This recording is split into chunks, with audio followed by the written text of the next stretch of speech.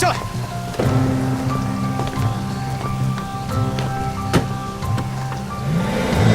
季云霞。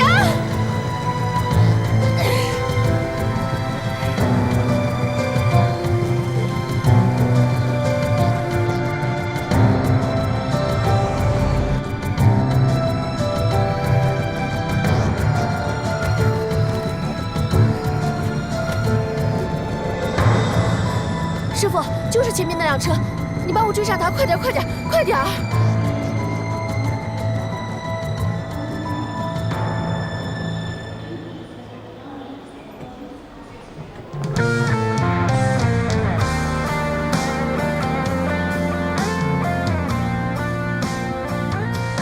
我现在就向你求婚。哪有这么随便的呀？哎，我这个人一向不注重什么形式。 今天有永恒的太阳为我们俩作证，难道还不够吗？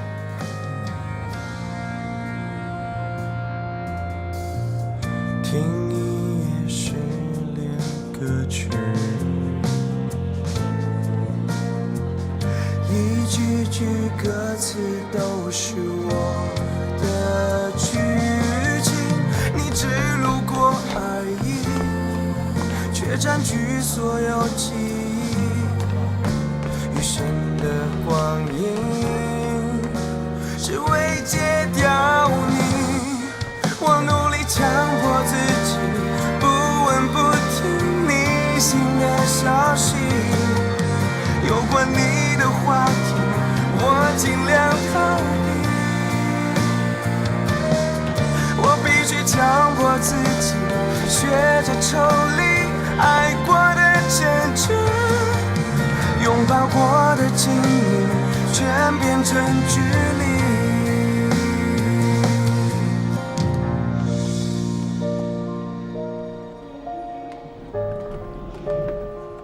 杨静，杨静，你要去哪儿？你不是今天结婚吗？我跟你说过，我结不结婚跟你离不离开没有任何关系。我也说过了，我只要想走，我一定会冲破你的笼子的。有我在，你休想！季云翔，你到底要干什么？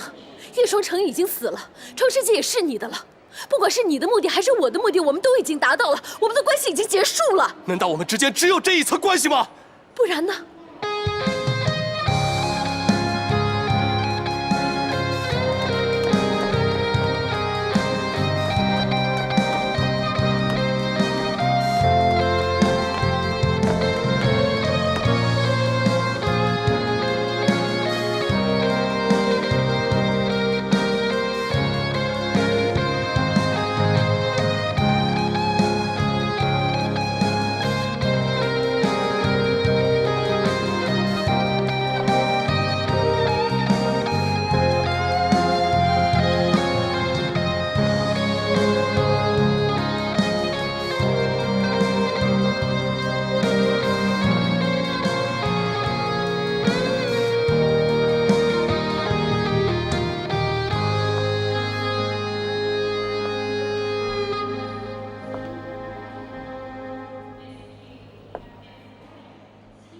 你怎么来了？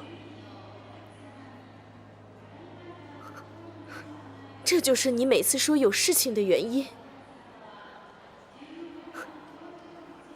季云霞，你知不知道今天我们结婚？我现在没空跟你说话。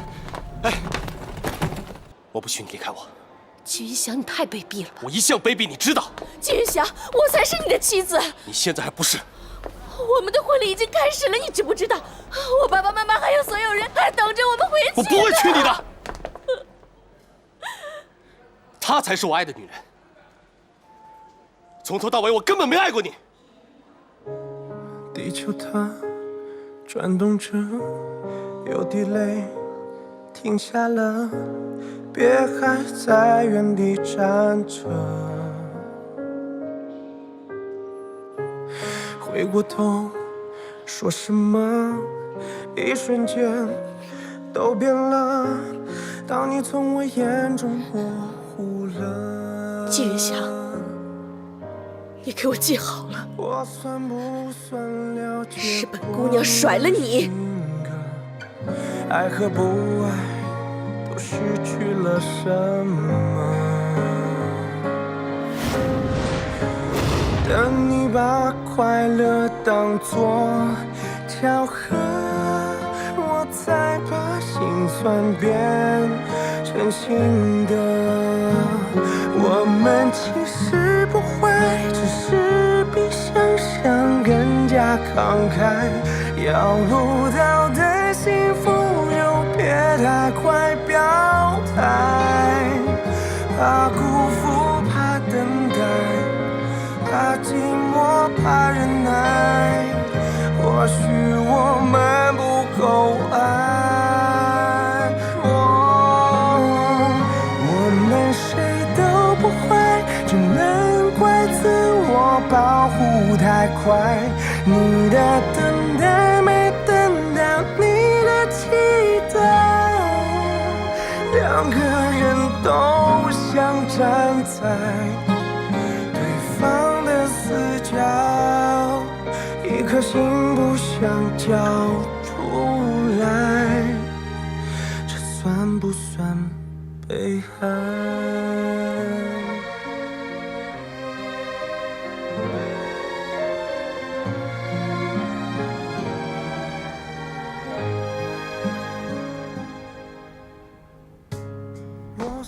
你这样让我想起一个女人，谁呀？前女友吗？可现在我眼前就只有你。你可以选择不相信，但是如果你选择跟我在一起生活的话，那你今后每天都会面对这样的真相。你准备好接受了吗？他爱你吗？爱呀。但是一个男的喜欢一个女的，会给她充分的安全感。你跟她在一起，你感觉到有安全感。我们之前在工作上有过一些合作。什么工作啊？商业机密，回头再告诉你。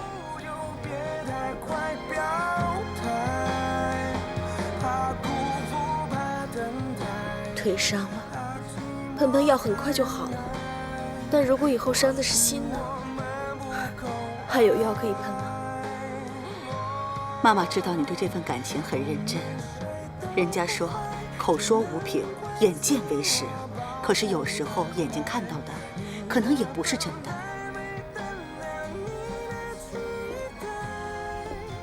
你知道我小时候的梦想是什么吗？什么？就是住在这样一栋房子里，晚上呢就跟爸爸妈妈围在壁炉旁边，一家人讲故事、聊聊天，聊到睡着。然后跟自己爱的人在一起是吗？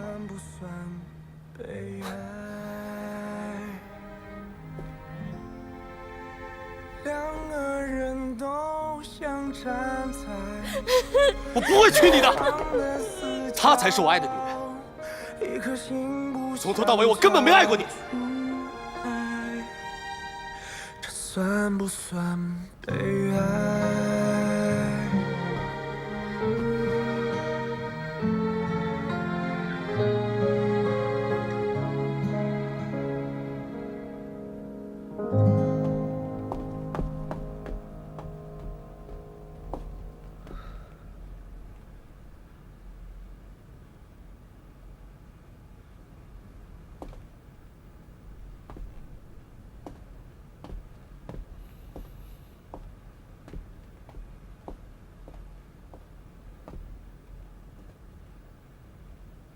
都走了。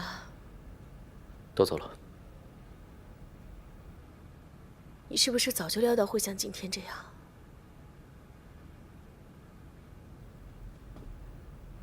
早一点总比迟一点好。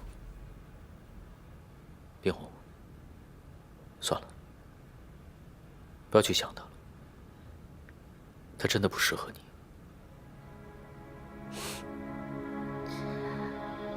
订婚那天和今天一样，他也是到了一半，中途就跑掉了。不只是订婚，我们吃饭、约会、看电影，每次我们相处的时候，好像总有一根我不知道藏在哪儿的线，轻轻一拽就把他给突然拽走了。我在他心里永远是最后一位的。以前我一直以为是因为他工作忙，所以才忽略我。我是商会会长的女儿，我爸妈几10年的婚姻能够维持下来，我觉得自己看得比谁都明白。想做一个成功男人的太太，首先要学会的就是忍耐。忍耐一天又一天的孤独和寂寞，甚至他的疏忽，他都无视。所以在我和季云翔的这段感情里面，我谨小慎微，我甚至亦步亦趋，我勉强自己一次又一次的去接受这些。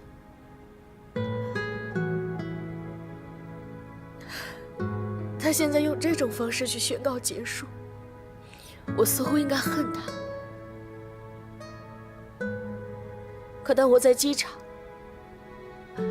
看到他对杨静那种一个男人对一个女人豁出去的不计一切后果的爱的时候，我看到了一个热烈的、疯狂的季云翔。你说的对，我从来就没有了解过他，他也从来没有爱过我，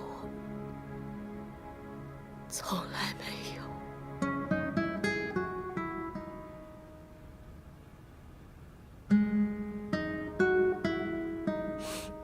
我输了。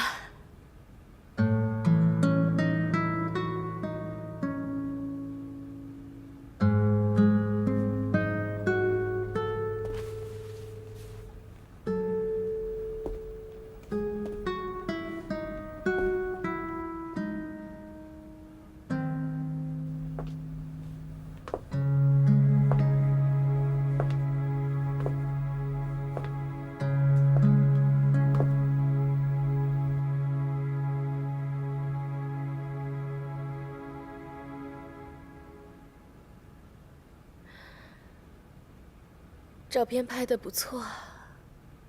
我努力强迫自己不闻不听你新的消息，有关你的话题我尽量逃避，我必须强迫自己学着抽离爱过的真挚，拥抱过的经历全变成距离，强迫自己不闻不听你新的消息，有关你的话题我尽量逃避，我必须强迫自己学着抽离爱过的真挚，拥抱过的经历全变成距离。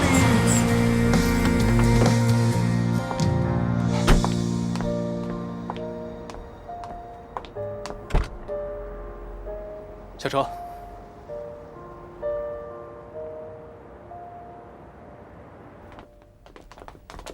季先生，这位是杨小姐，从今天开始她住这儿，去通知一下司机，让他把杨小姐的行李拿来。还有，给杨小姐收拾房间。好的。你要让我住这儿？从今天起，你就住在我季云翔家里。不可能。这事儿没商量，你不住也得住。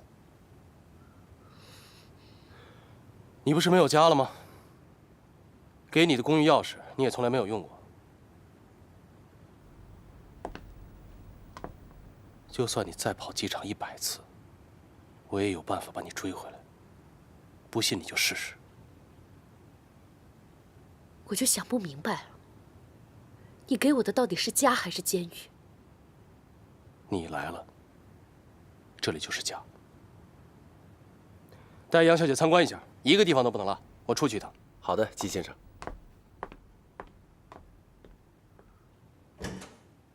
杨小姐，这边请。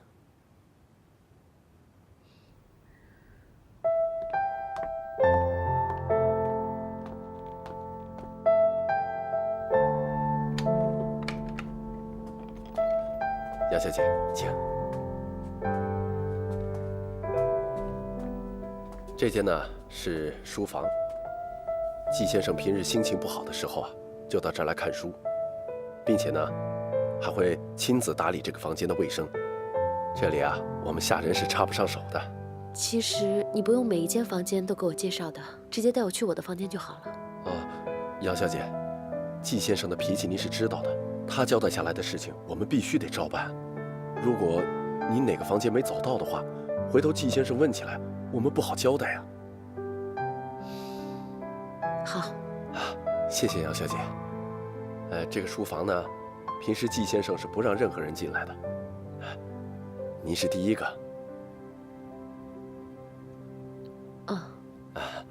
好，那我们接下来去参观别的房间吧。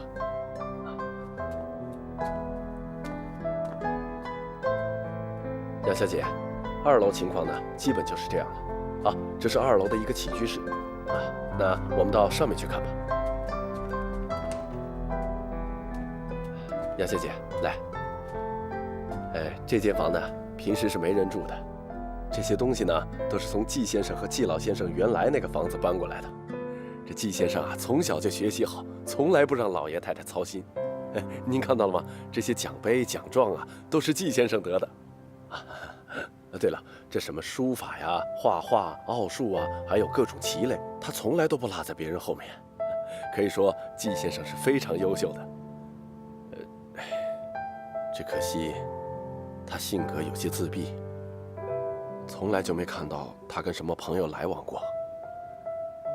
当然这个我们也知道，可能和太太老爷不够亲密，这个对他有一定影响。可是，哟，杨小姐，您说我这乱七八糟都说了些什么？我这话是不是有些多了？没有。好，那好，那我们接着参观吧。杨小姐，我们走吧。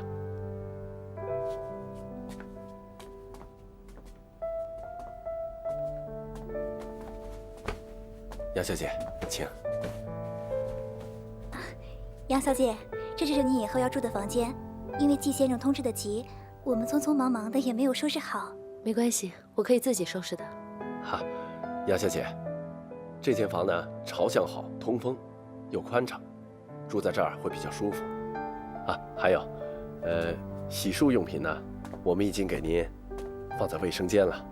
您看还有什么要添置的？您需要什么，您就直接跟我说。谢谢。那好，如果您不需要什么别的，也没什么事，那我们就先去忙了。我们先走了。您休息。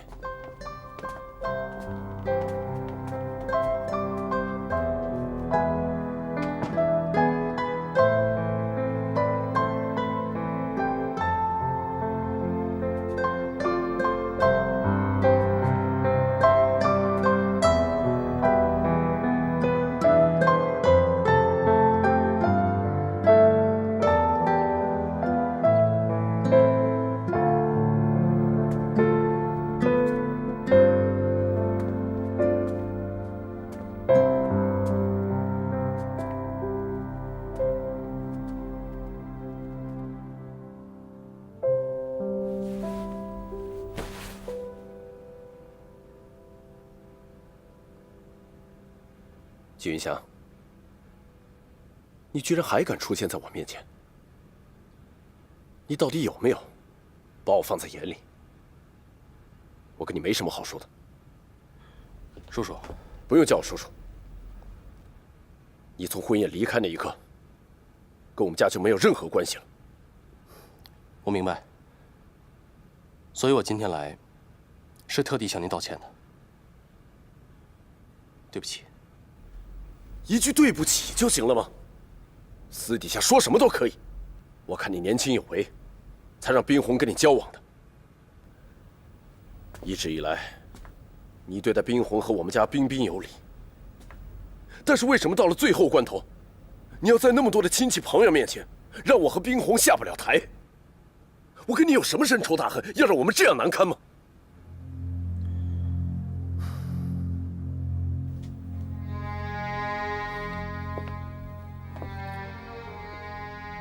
叔叔，我不是故意给你难堪的。跟您说实话吧，我是因为另外一个女人才这么做的。在这个时候，你跟我说，是因为有另外一个女人，我从不过问你的私生活。我一直以为你是个聪明人。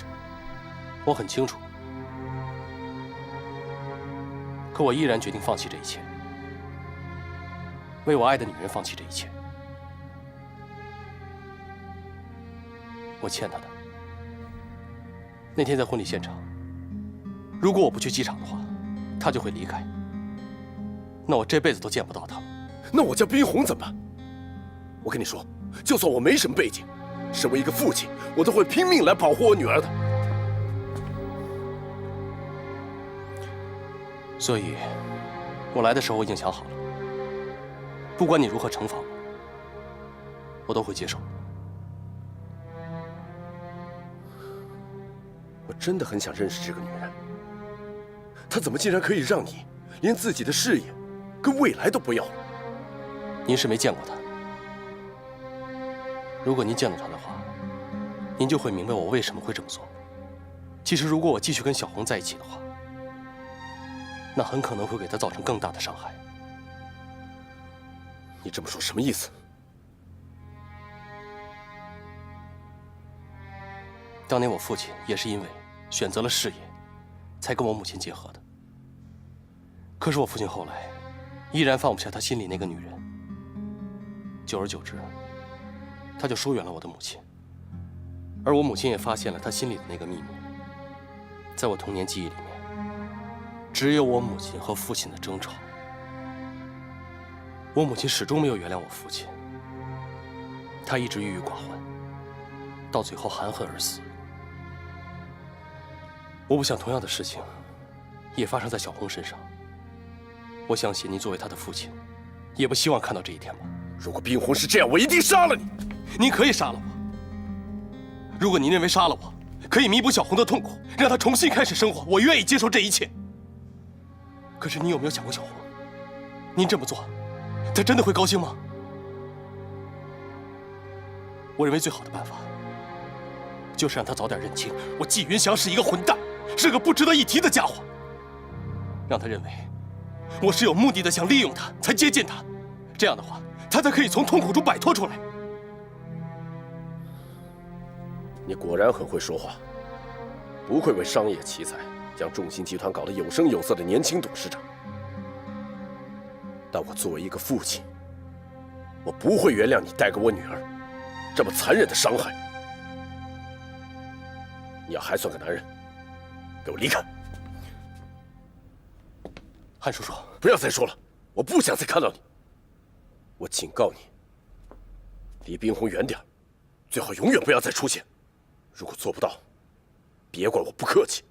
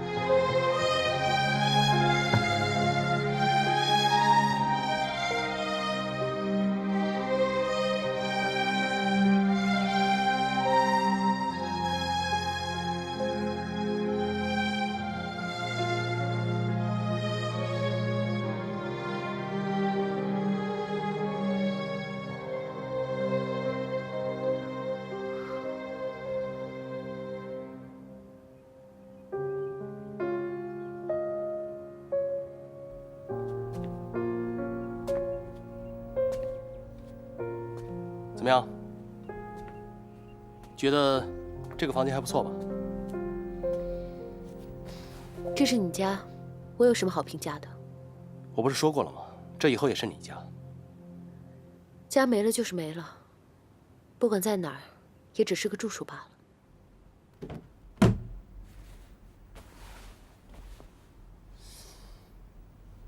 我说杨静，你总是有办法，一句话就把我惹火。你知不知道我把你从机场追回来，放弃的是什么？我不求你能够理解我，但我没想到换回的却是你这种态度。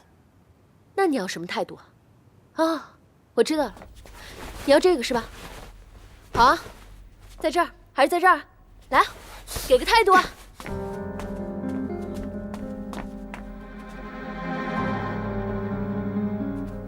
杨姐，我告诉你，这房间是属于你的。从今天开始，除非你同意，否则我绝对不会踏进这个房间半步。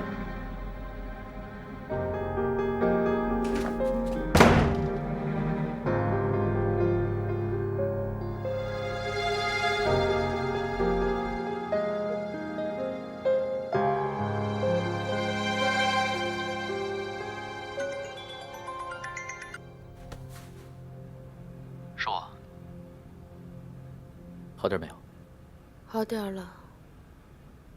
我知道我现在劝你什么都没有用。我自己能想开。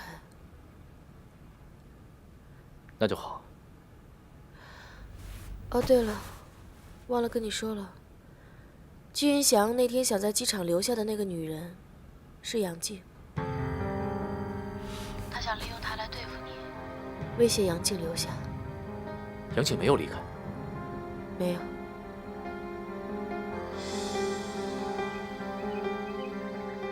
去请杨小姐下来吃早饭。好的。啊，杨小姐早。以后不用叫我吃早餐，我会管好我自己的。你胃不好，必须吃早饭。对了，你的行李我已经让人送来了，赶紧吃吧。吃完以后，我们去趟创世纪。去创世纪干什么？不管怎么说，你赴金悦商城都是因为你才把公司拱手相让的。我想给你一个公开的身份，让你成为创世纪的新股东。从今以后，创世纪就是我们2个人的。我不需要。你要是不需要的话，我也不会勉强你。一会儿你要是高兴的话，可以出去走走，买点东西，不用替我省钱。难道你不怕我再跑了吗？昨天你回来的时候，我已经说过了，就算你跑100次，我也有办法把你追回来。啊，对，你又往我身上安眼睛是吧？你知道我最讨厌你哪一点吗？你把一个人箍住了，连喘气的机会都没有。跟我在一起了，你就不需要那些了。赶紧吃饭吧。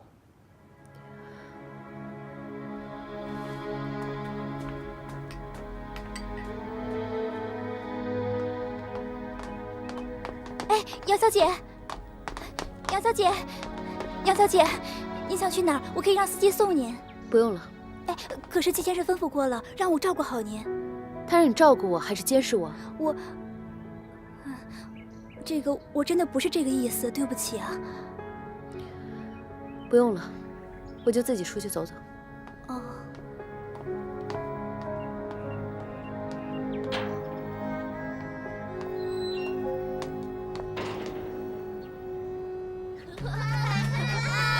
来来来，慢一点啊，小心一点。哎，看那是谁啊？慢点跑，孩子们。你们好，你们想不想杨老师啊？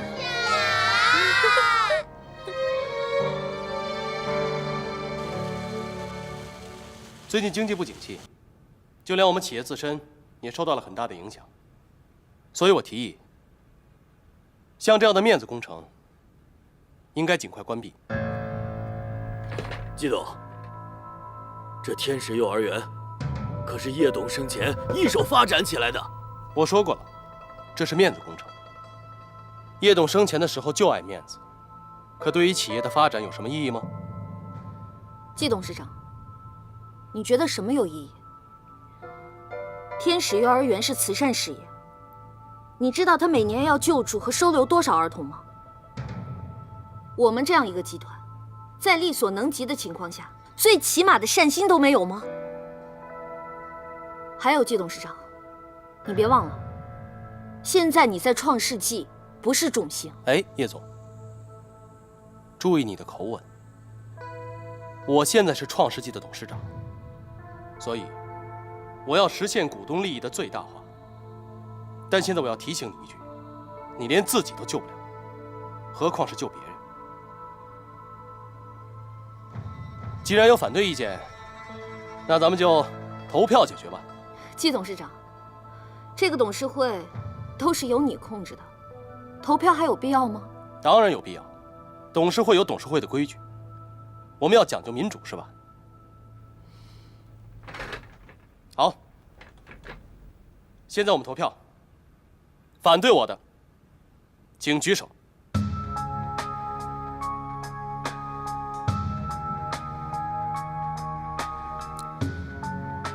没想到连叶总也支持我，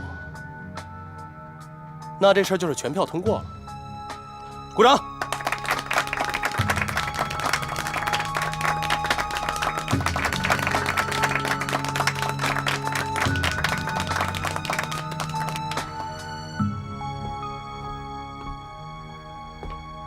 卓一凡，谁把你放进来的？我这一拳没有在股东的面前抽你，我已经给足你面子了。哎，你别忘了这是谁的地盘。身为一个男人，你挟持一个女人，你还好意思？你怎么那么卑鄙龌龊？都过了这么长时间了，你真以为杨静跟我在一起是因为你吗？杨静现在过着扭曲的生活，她完全可以逃走，你居然还折磨她，你到底要折磨她到什么时候？你有什么资格跟我说这些？你跟杨静什么关系？你别忘了，她现在已经不是你的女朋友了。你怎么不关心一下，你现在的女朋友叶玲在我手底下是什么状况？杨静难过的时候你在哪儿？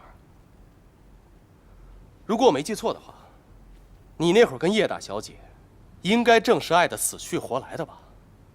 啊？保安，保安！你干什么？哎，我话还没说完呢，你干什么？走。叶玲，走了。你让我把话说完。季云翔，快走啊！走。季董，你怎么了？没事，刚才被一只疯狗咬了一下。你没事吧？没事。你放开我！你拉我出来干嘛？我话还没说完呢。你打得过他吗？你没听见他叫保安吗？你怎么能做出这么冲动的事呢？他又把杨静扣了，他又把杨静给扣下了。他，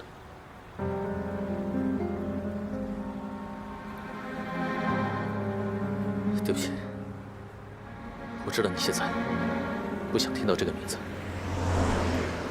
我只知道，我们俩现在在季云翔眼里就是一只小蚂蚁，他随时都可能把我们踩死。我们没有力量去跟他对抗，只有忍耐。小蚂蚁，你变了。发生了那么多事，谁都会变。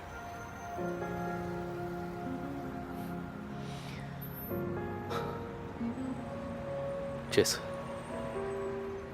是我想的不够周全。我不是说我想周全了，我只知道我现在要死守世纪畅想。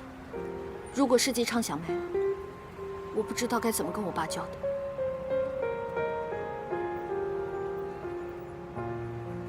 你有没有想过回来工作，哪怕是以朋友的身份帮忙？叶玲，你爸之前让我离开世纪畅想，跟世纪畅想断绝了所有的关系，一定有他的用意。我不想辜负他。那你今后怎么打算？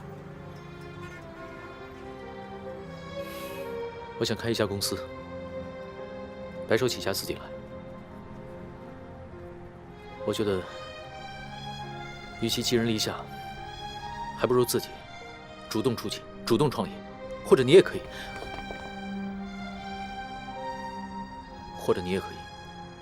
跟我一起，我们一起合作。之前都没机会跟你提。你在世纪畅想待着，上面有季云翔，你没有任何机会。不行，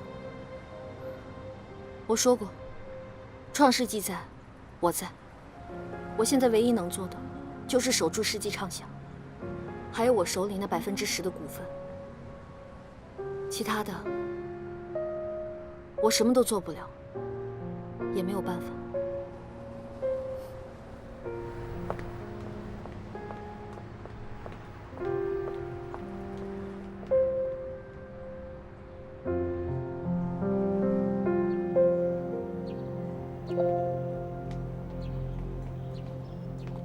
园长，前段时间我家里出了一些事情，所以我就暂时的离开了。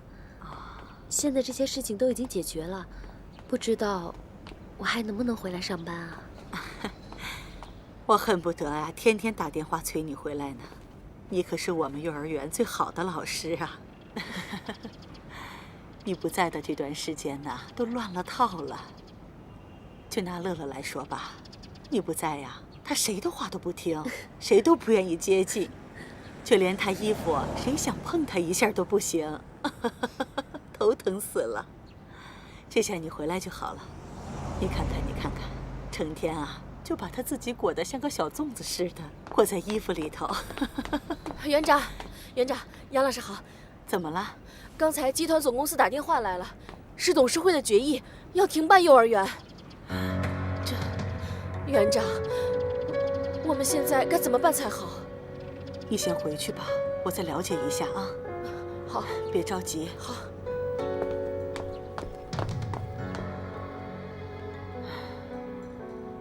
公司发生了这么多事情，我想过会要连累我们幼儿园的，但是没想到会这么快。园长，您先不要着急，说不定只是一时的传言，过一段时间就会好的。叶董走了以后，创世纪也是摇摇欲坠了。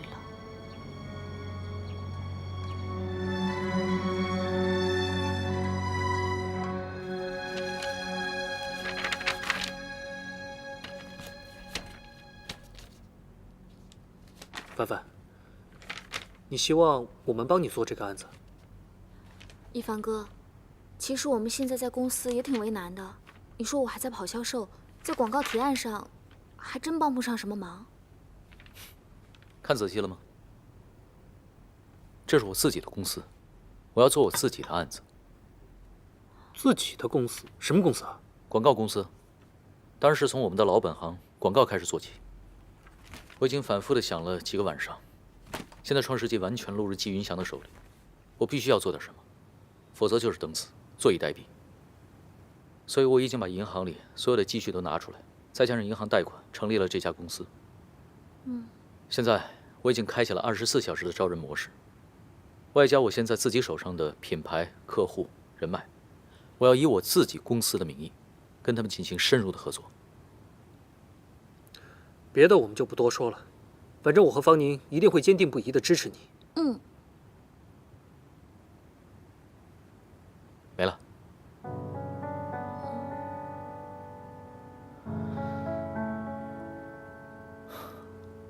难道你们两个不想加入我的公司吗？一凡哥，不是我们不愿意，只是现在的状况由不得我们。现在的状况，问问你知道现在是什么样的状况吗？现状是众星和创世纪两家共同性质的公司同属于一个人，那个人就是季云祥。他不会允许共存的，所以创世纪迟早会解体，你们俩也迟早会被踢出去。为什么不反客为主跳出来，创建一个属于我们自己的公司呢？一凡哥，我知道你说的很有道理，但是创世纪现在刚刚易主，集团上上下下全部都是季云祥的人，叶灵一个人在那腹背受敌，我们俩要是这个时候走，你说这也太不厚道了。叶灵真的挺不容易的。我们也在想能不能帮帮他，帮帮公司。而且现在我们正在帮世纪畅想做一个大的案子，所以我们只能帮多少算多少。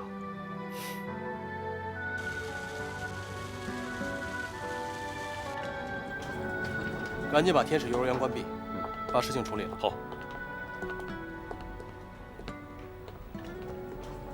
先走吧。是。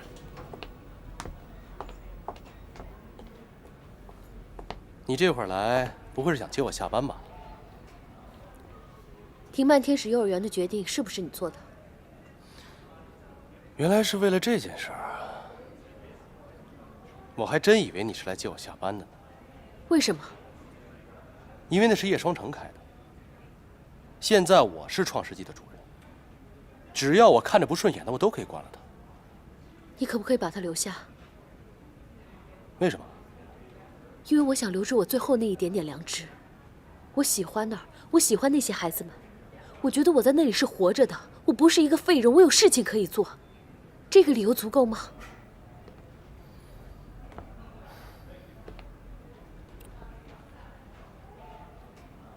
够了。只要你愿意求我，这么说，你会答应我的任何要求？只要你留下幼儿园。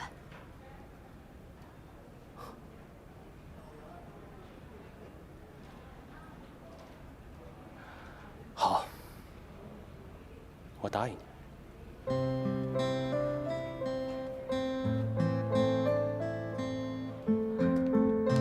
你到底要带我去哪儿啊？到了你就知道了。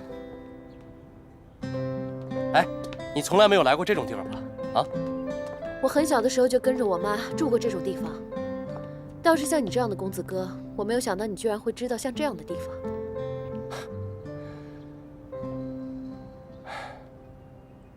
你说奇不奇怪？这些树啊，房子，小时候我看他们的时候，觉得他们好高好高。可现在时间过去了，再回来看，他们却还是一样。所不同的是，这些树它们都变矮了。走。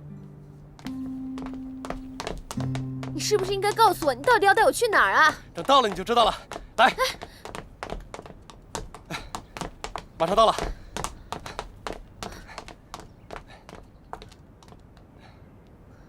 你看，那栋房子，就是饭馆那个位置，就是我以前外婆家。小时候，我就是在那儿长大的。高中的时候，外婆去世了，最后这房子给了别的亲戚住。你为什么要带我到这儿来？小时候，我父母关系不好，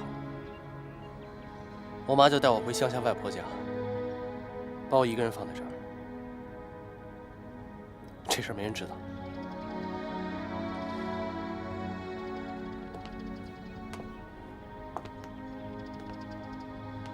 这还是我长大以后第一次回来。以前我特别害怕回到这里，知道为什么吗？因为小时候在这儿，我连一个朋友都没有。可是很奇怪，昨天晚上我竟然做梦又回到了这里，就站在这个位置，是小时候的样子。看着小时候那帮小伙伴们在这山坡上跑来跑去，特别欢乐。而我呢，就只能远远看着，不敢靠近。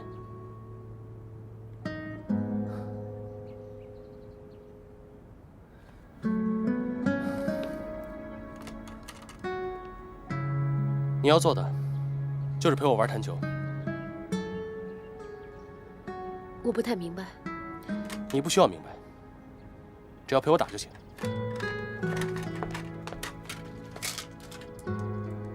来，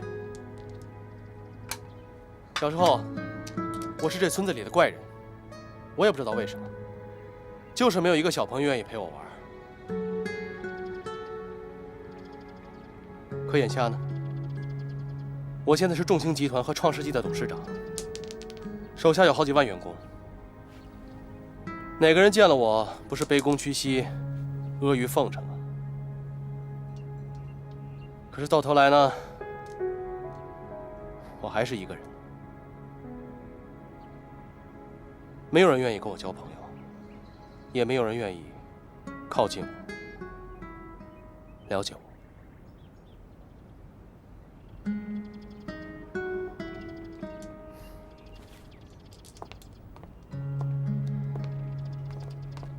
你要做的就是陪我玩。这就是你唯一的要求吗？是啊，你只要赢我1次，啊，或者说你输给我10次，我就答应你，从此以后再也不关闭天使幼儿园。好，我同意。那好，我们开始，来。可是我不会啊。没关系，我教你。来来，弹珠放在这个位置，大拇指顶住弹珠，食指把它夹住，然后你从上往下，哎，打到了，就这样。来，你试一下，试一下。是这样吗？对对对，试一下。打哪里啊？打这里。我没打到，快跑过去了。来，我再帮你示范一下啊。好啊。弹这个是不是？对。1、2、3，哎，打到了。You are my sunshine， 等日落之后陪你看海，粉色西装配上领带，准备耍赖。My only sunshine， 只要你生气就是我坏，就算我望着你发呆，也不想。进来。叶总，这是明天给奥美公司的广告策划案。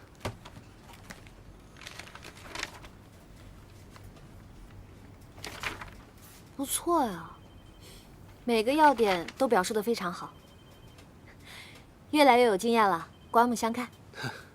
虽然做了3天3夜，也只是帮了你一点小忙。我知道，自从季云翔他把创世纪抢走之后，你的处境也不好过。我只是个小人物，我能做的也只有这些了。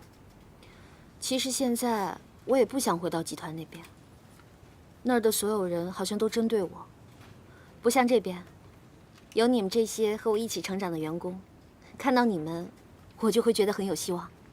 你不光要相信我们，你更要相信你自己。季云翔是人是鬼，大家都看得很清楚，迟早我们都会站出来的。好了，不多说了。明天的提案好好表现，争取把这个案子拿下来。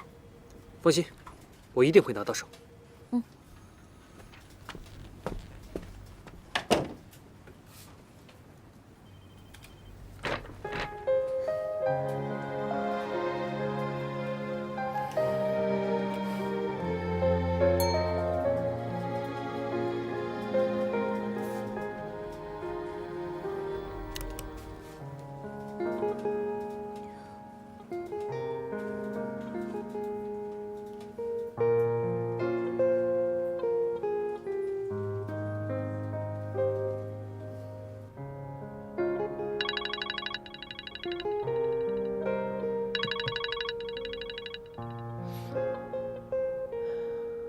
哎，叶玲，有一件事情，我想我应该告诉你。我觉得杨静在天使幼儿园。我今天收到一封集团邮件，是撤销关闭幼儿园的决定。除了杨静，没有人能让季云翔在众目睽睽之下改变自己的决定。所以我觉得杨静应该在那儿，而且她喜欢小孩。以前在英国的时候，她就在孤儿院做义工。谢谢你。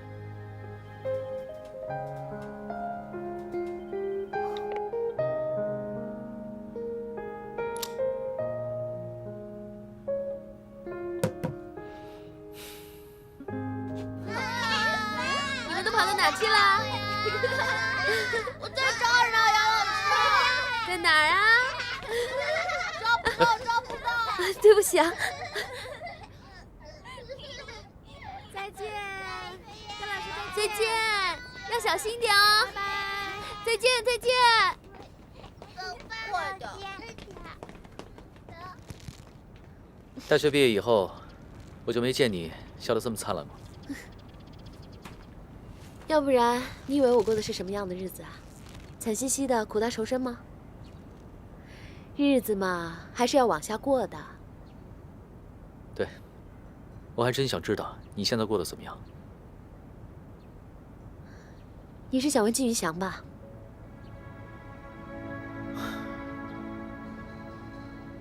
我就觉得奇怪，你明明可以逃走，为什么要回来跟他掺和在一起？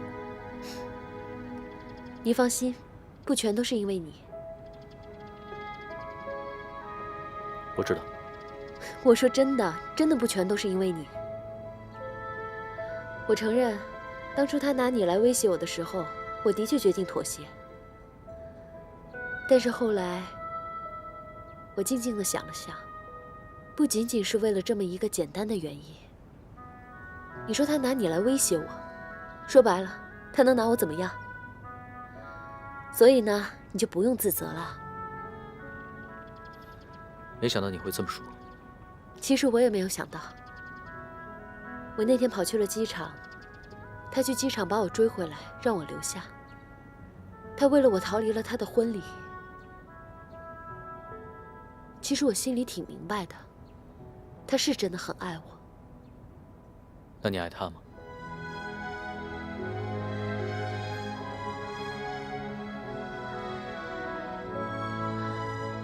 我以前恨他，非常恨。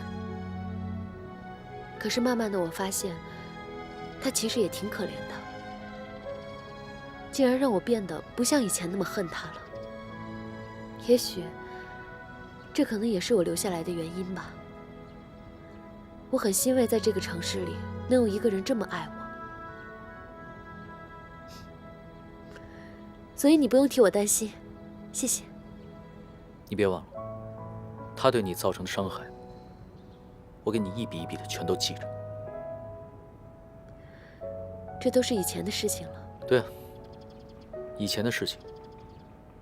以前你跟我刚分开的时候，我的确恨过你，我怪过你，就是因为我不知道。现在我全知道了，所有对你造成的伤害，都是因他而起。我会让他一笔一笔的还回来。真的不需要，一凡。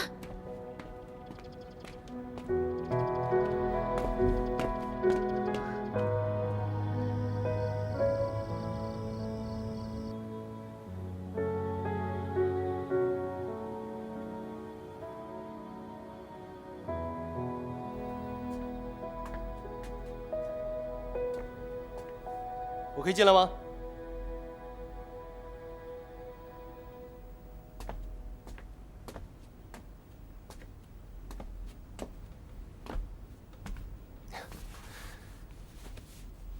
哎呀，这个真可爱。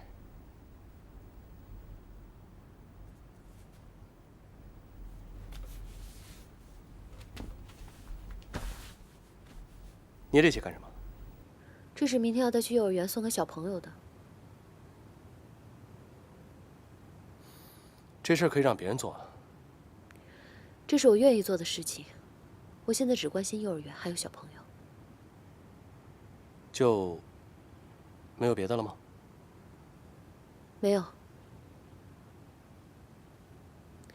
不过，还是谢谢你没有关闭天使幼儿园。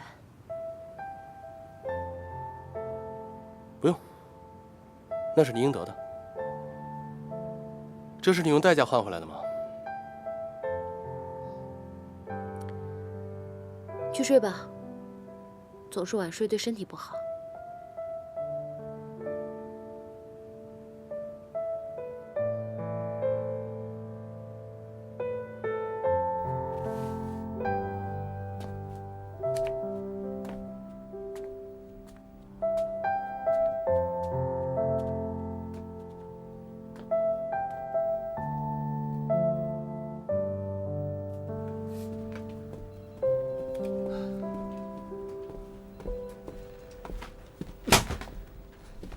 怎么回事啊？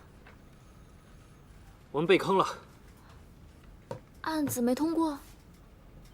没通过就好了，关键是通是通过了，但是跟咱们一点关系都没有。什么意思啊？什么意思？人家季云祥现在是创世纪的董事长，我们世纪畅想一点秘密都没有。他想知道我们在干嘛，简直太简单了。你的意思是说，这案子被剽窃了？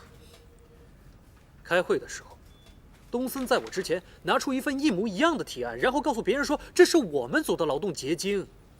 我们现在就是季云祥手里的一群猴，他想怎么耍就怎么耍。世纪畅想现在腹背受敌，在季云祥眼皮底下运行。谢谢叶总。哎呀，实在是太难了。早知道就应该听凡凡的，去他那儿，在这鬼地方待下去，我真的不知道以后该怎么干活。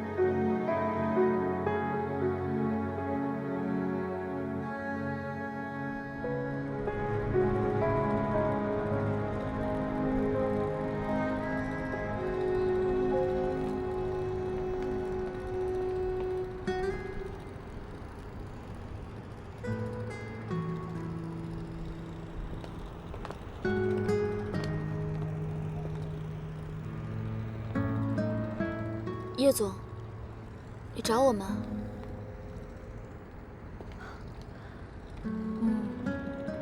创世纪已经天翻地覆了，你们作为老员工有什么想法吗？叶总，我刚刚只是一时气话，我没有别的意思。我只是想听你们的真实想法，不要有压力。其实，我也没有想到，世纪畅想的辉煌会在傲盛这里终止。叶总，其实，现在想一想，我们真的挺难的。第一，我们没有资源；第二，我们得不到创世纪的支持，而且我们始终要向针对我们的人汇报工作。像这次的广告提案，季云祥的人可以轻而易举地得到我们所有的消息。泄密的事情，东森这么做，明摆了就是要把我们挤出广告圈。公司这么多的墙头草，我们想在季云祥这里谋口饭吃，真的是挺难的。叶总，你必须要想想对策，不然我们只能越来越被动。我已经在这儿想了2个小时了。你想出什么对策了吗？对策就是我现在才发现我什么都做不了。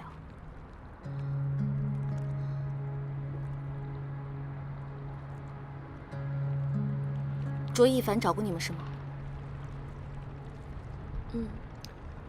他想自己开公司找我们入股，但是我之前没有答应他，因为我们觉得不能在公司最艰难的时候离开你。你们的好意我心领了，不过我建议你们去吧。为了你们的前途，不用管我。现在我已经口头答应你们辞职了。叶总，祝你们和卓一凡好运。叶总，要不你跟我们一起走吧？世纪畅想也没什么好待的。方宁，我会一直待在这里，就算有一天世纪畅想沉没了，我是这里的船长，我会和创世纪一起走到最后。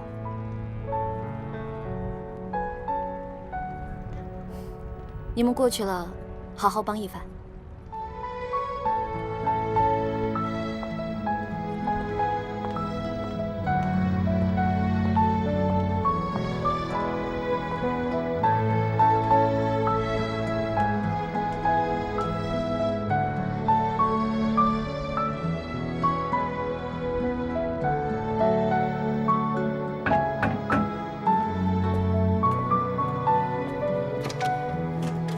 一凡哥，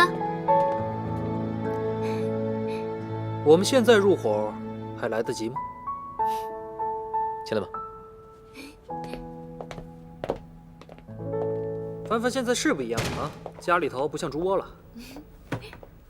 你这动作还挺快的嘛。前期的准备一定要到位。一凡哥，那我们现在要做什么？你们呢，放心吧，因为我们现在做的都是一些老本行，而且前期的规模，我也不建议太大。那办公地点呢？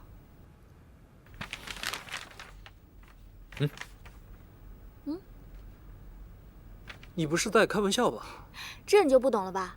在家里开公司可以节约成本，而且咱们现在应该也没有额外的资金去租写字楼了吧？说得对，我现在已经把所有的积蓄全都用到注册资金和启动金上面。但是还差一点。不过你们可以放心，我呢会尽快把钱搞定的。还差多少？我这儿有点。别闹，你的钱留着娶老婆吧。你离开世纪畅想之后呢，我就捡了个大便宜，当上总监，也挣了点钱。这钱呢，本来确实是要留着娶老婆用的，现在好像不需要了。搞定了，吃得死死的。什么呀？别闹。好吧，那我接受。你把老婆本拿进来作为启动金。那我也答应你们俩的婚礼，我一定要办得更风光。那一凡哥，既然我们家默默掏了钱，那我们也算是这儿的大股东了吧？是啊。那既然是大股东，我就得行使一下股东权了。我呢决定以后咱们公司所有的纸啊、笔呀、文件夹、收据单、发票单等等等等，全部由我一个人负责。好大的事啊！要不要喝咖啡？要。哪儿的？哥伦比亚。哥伦比亚有咖啡吗？你们哦，哎，在哥伦比亚有没有文具啊？怎么说我也是大股东，你们好歹也尊重我一下啊！好，大股东，洗咖啡杯。去，快点儿。